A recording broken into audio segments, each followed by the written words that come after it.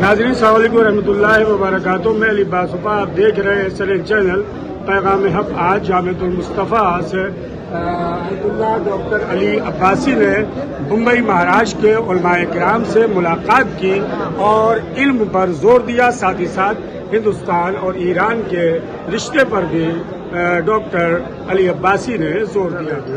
آغا السلام علیکم ورحمۃ اللہ وبرکاتہ. آج یہ ممبئی میں جو علماء کرام کا پروگرام تھا اور جامعۃ المصطفیٰ سے آیت اللہ ڈاکٹر علی عباسی صاحب نے شرکت فرمائی. پورا مقصد کیا تھا آج کے اس پروگرام کا؟ کتنے علماء آئے اور کیا مقصد تھا کہ ممبئی میں آپ حضرات تشریف لائے؟ بسم اللہ الرحمن الرحیم. علیکم السلام ورحمۃ اللہ وبرکاتہ. میں سب سے پہلے تو ممبئی کے تمام علماء کرام کا شکر گزار ہوں جو آج اس پروگرام میں شامل ہوئے، اور خاص طور پر وہ لوگ جنہوں نے میزبانی کے فرائض انجام دیے. جامعۃ المصطفیٰ العالمیہ کے وائس چانسلر آیت اللہ ڈاکٹر علی عباسی جو اس وقت ہندوستان کے دورے پر ہیں، ان کا جو اہم مقصد یہ ہے کہ کس طرح سے ہم علم کے اس سمندر کو دوسروں تک پہنچا سکتے ہیں، کس طرح ہم ہندوستان کے جامع کو جو ہے وہ علم سے منور کر سکتے ہیں. اور انہوں نے آج جامعۃ المصطفیٰ العالمیہ سے فارغ التحصیل ہونے والے جو علماء کرام وہاں سے پڑھ کر اپنے ملک میں اس وقت خدمات انجام دے رہے ہیں، ان سے ملاقات کی. اور انہوں نے اپنی گفتگو میں بھی اسی بات کی طرف اشارہ کیا کہ ہر عالم دین کو علم کے ساتھ ساتھ عمل کرنے کی ضرورت ہے.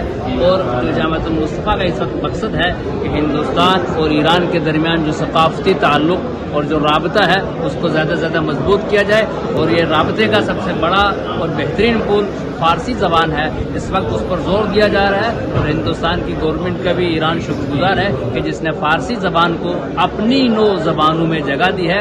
اور آج جو ہے وہ فارسی زبان جو ہے وہ جامعۃ المصطفیٰ کا اہم مقصد ہے کہ وہ ہندوستان میں اس زبان کو اور قوی کرے اور مستحکم بنائے تاکہ ہندوستان اور ایران کی جو ثقافت ہے وہ اور زیادہ مضبوط ہو. اور اس پول میں بہترین کام جو ہے وہ جامعۃ المصطفیٰ اور فارسی زبان ادا کر رہی ہے.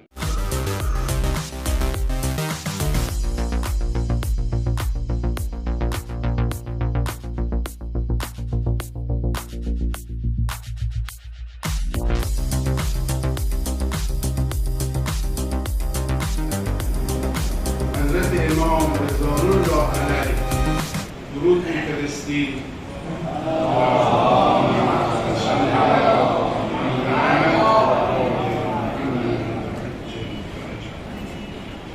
و از خدای تعالی مسئلت میکنیم که ما را در مسیر عالمان وارسته و متعهد و زمانشناس